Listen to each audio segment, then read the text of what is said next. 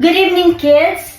Today, in our activity, we will make an acrostic using the word MOM with our theme, My Own Miracle. What is an acrostic? It's a poem, word puzzle, and other compositions where the first letters in each line form a word. For example, MOM can stand for My Own Miracle. Why? Because every mother is God's miracle, chosen to give life, love, and care in a way no one else can. The Bible reminds us in Ephesians chapter 6 verse 1 to 2, children, obey your parents, honor your father and mother. Honoring your mom is God's command, and it comes with a blessing. Oh, I can't wait to see your wonderful art and creativity. So, let's start! Here's the materials. 3 colored papers, colored markers or color pencils, 1 bond paper, pencil, glue, and scissors. Here's the instruction. Number 1, prepare your art materials. Number 2, choose 3 colored papers, example, pink, purple, and yellow, or any colors you want. Number 3, fold it in half lengthwise. Then fold it again crosswise.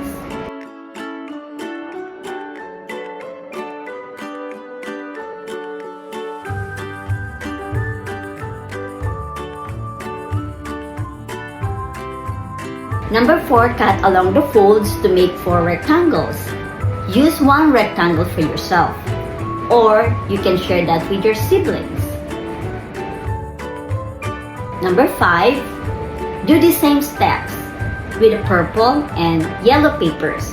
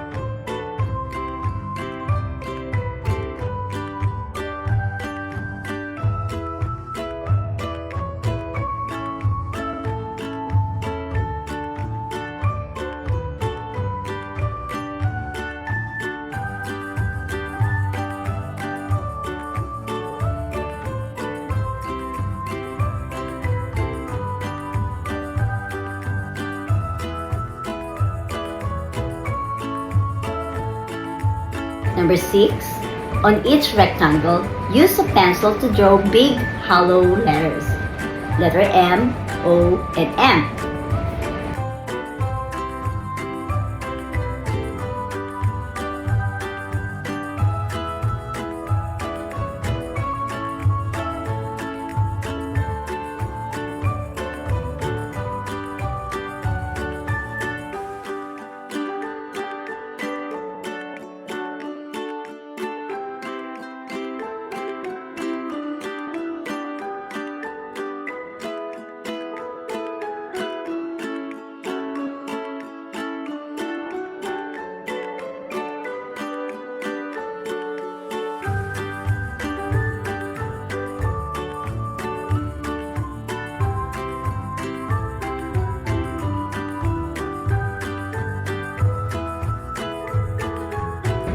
Number 7, use markers or crayons or colored pencils to decorate and color your letters.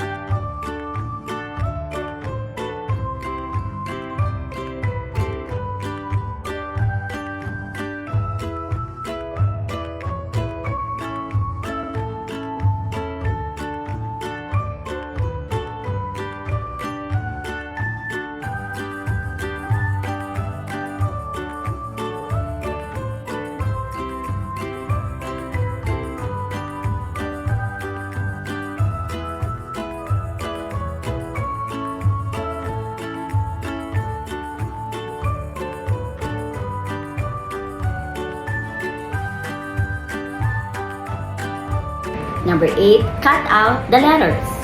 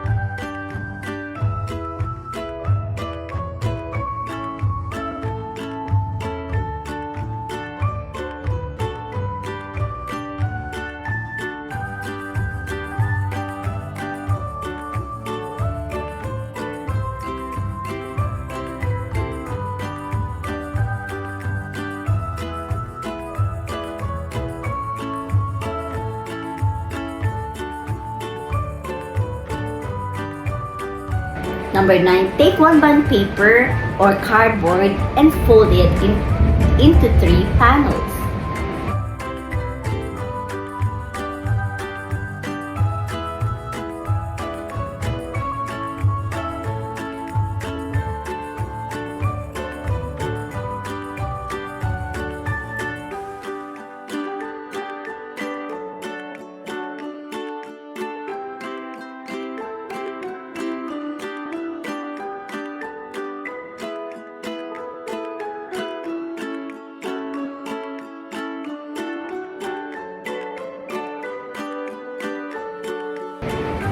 Number 10, paste the first M on the first panel, letter O in the middle, and the last letter M on the last panel.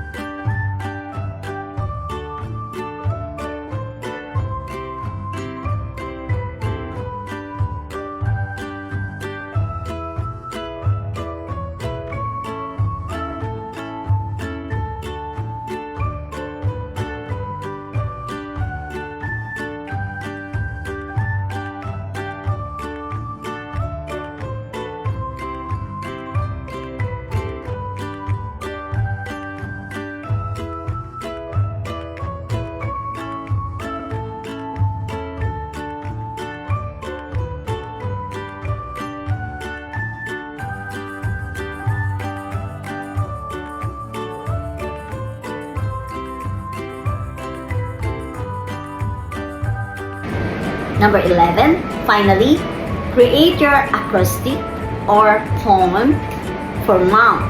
Example, M, my gift from God. O, only one in my life. M, miracle of love. Or make your own words to show how special your mom is.